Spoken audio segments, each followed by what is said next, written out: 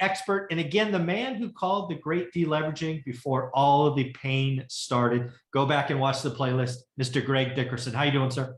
Doing great, Michael. Good to see you. How you doing? I'm doing very well. So you brought to my attention something last week that I had not seen, and that is basically Robert Kiyosaki interviewed Grant Cardone on his Rich Dad channel. And the interview kind of went off the rails about halfway in there. And I thought you and I could talk about it because I am certainly, at least I see myself more as Rich Dad or Robert in this example, and you would be Grant Cardone in this example, meaning you think bigger, you think entrepreneur. And still, when I read Rich Dad, Poor Dad, I went back and read it over the break or over the holiday. I still want to be Robert, Kim. You want to be Rich Dad. I think it's still amazing. So what do you think about that kind of kerfuffle where they were kind of getting a little testy with each other? Yeah, well, the biggest difference was two things. One, starting with bigger assets. Robert's argument was, look, my audience, isn't able to do that. They're not able to start with 250 units or, and I think Grant was stretching a little bit. You absolutely can. And then the other thing that, even I disagreed with was they said, in order to really know the business well, you have to manage your own properties. And I completely disagree with that. Yeah. You can learn the business without having to do the day-to-day and, get out there and swing a hammer and turn a screwdriver and answer the phone when the toilet's overflowing. You don't have to do that to know the business, to understand it. So, those were some philosophical differences and, just different perspectives, different ways of doing things. And, Robert and Kim have not done real estate to the level that, Grant Cardone has. Now, they've done a couple $100 million, $200-300 million, whatever it is. Grant's in the billions now, and granted, it's larger properties that get you there, but the fundamentals are all the same. So those are the areas where they were really disagreeing.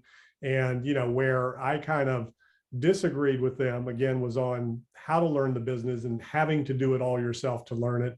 And then, I disagreed with Grant saying you absolutely should start at the highest level. I don't think that's right for everybody.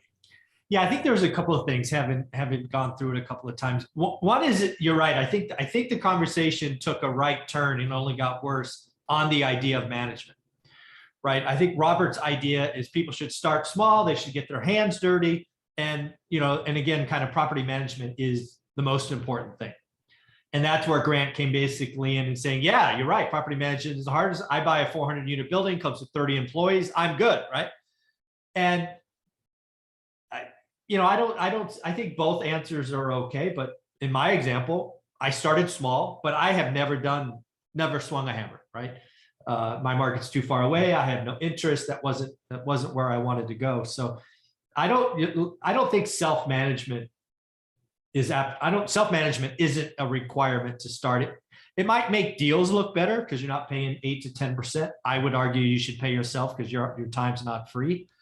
But yeah, I think you're right. I think property management is where it started to go bad.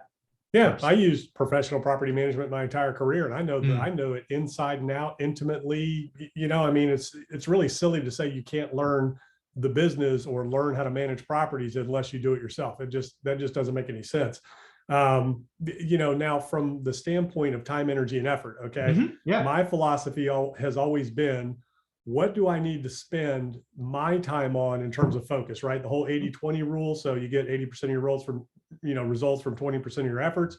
Well, then I turn around and I say, okay, well, if that's the case, then I want to drill down on that 20%. And what's the 100% of that 20%? So, if 80% of your efforts, get 20% of the results, I'm going to look, okay, where's those 20% of results coming from? And what do I need to do 100% of to continue to get those results and just forget the other 80%, right?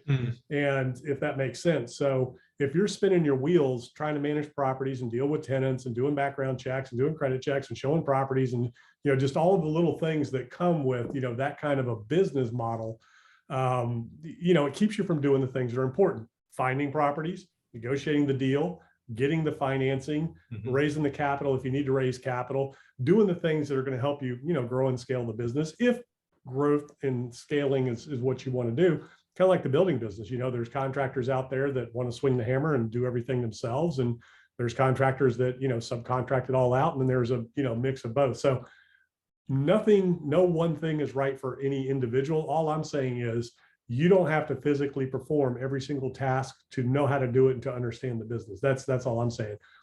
whatever's right for anybody. People want to manage their own properties. That's great. They want to save, the management fee. That is going to hold you back. You can only go so far doing it yourself unless you build a business that manages the properties. And then, then you might as well just outsource it. Yeah. One of the big things, again, in the one rental at a time story, I'm very clear about is I didn't have time. Time was my constraint. And thus, like you said, the 80-20 rule, I was solely focused on finding the next deal and securing capital. That's all I did. Was I ripped off by property managers? Certainly. Could I have done it cheaper? Certainly. Would I be as big as I am now by doing that? No freaking way. We would have tapped out at 5 or 6 units. It had been too much work. It would have taken away from my day job.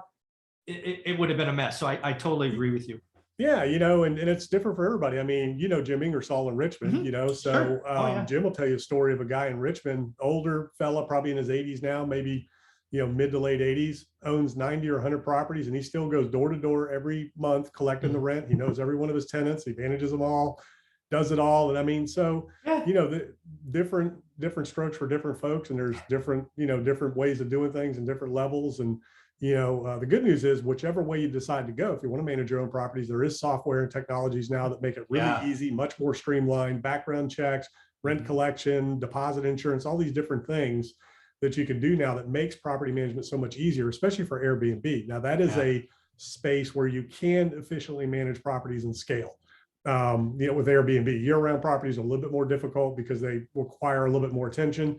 But if you have your service people in place and vendors and things like that, you can streamline that. So that's really what that was all about. And like I said with Grant, the biggest thing that I disagree with him is that you have this. He's like, this is what you got to do. This is the only way to go. And if you want to scale and you want to grow, absolutely start as big as you possibly can based on your mindset, your abilities, your limitations, which, the only limitations you have are the ones you impose on yourself. So if you want to grow and scale, man, absolutely start big. Yeah. So that's actually where I go to next on the conversation. Right. And I think it's a really interesting conversation because, again, mathematically speaking, going big first is obviously the right answer. I just think when I think about most of the people that I've interacted with, and maybe it's just because they're conservative, maybe they want to control risk, maybe it's a mindset. Certainly could be. I know I had to start with a house. Whether maybe my mindset, that was my ceiling, I was comfortable with. I saw multiple exits. I wasn't sure. It's my first time. If the answer was I had to buy a 20 unit, which is the biggest I've bought so far, as my first deal, I never would have gotten started. And maybe that's a me problem, but it's a reality. It is, I mean, you weren't educated enough. You weren't at that level from an education standpoint about the business. You were formally educated, but you didn't know real estate. You weren't educated in the space of real estate. So if you've got the right education, and now if you have the right network, coaches, mentors, all these things that are available now, you can start bigger. You can go bigger because you have those resources around you that'll help you. But what I tell everybody is just start. If it's one house that's going to get you going, start there. If it's a business you want to start, and just start. If small is where you're at and you're comfortable with that, as long as it gets you going, because once you get started, then it just builds on itself. I mean, my first, I'd owned a couple of houses, but my first retail or real estate transaction investment was a lot flip. I flipped a lot. I didn't even know you could do that before. I remember. I didn't even know. So that was my first deal. And then, I started building and growing from there and started reading real estate books and learning about real estate. That flipped a big light bulb for me. And I had no idea. Again, it's just, all you know is what you know, and you don't know what you don't know. And if you had the information at the time, you absolutely could have started with 100 units if you wanted to. I mean, Yeah, I think that's the key. In the whole conversation, I think what was lost is where people are at. And I think you're absolutely right. Get started where you're at. It's better to get started where you're at, because you can start now versus, hey, I got to go to 100 units. What do I know? And then, 3 years later, you've done nothing. I think it's far easier to do a lot flip, do a bread and butter 80-20 loan, just standard loan on a first house. Just go, figure it out, and then never stop growing. That's the big thing I've learned from watching you and having all these conversations is you just never stop growing. You get a little bit more uncomfortable. And it's amazing what can happen in 10 years. You underestimate what you can do in 10 years, and you often overestimate what you can do in 1. So just get started. what's really cool is the more I know and the more I learn, the more I realize I don't know. Yes. That's what's really neat. That is fun. That is fun. Well, folks, Mr. Greg Dickerson has a YouTube channel where he is talking about all things entrepreneur, things that I cannot cover because I stay in my lane. What is that? Where can they find you? GregDickerson.com. All of my info lives there. Easy to find. I've got a YouTube channel, podcast. Yeah, I talk about entrepreneurship, real estate, buying businesses, growing businesses, cryptocurrencies, metaverse, NFTs, all that kind of stuff. So it's all there. Go check it out. Yeah, do yourself a favor. Check it out. I watch it almost every morning. Thanks, Greg.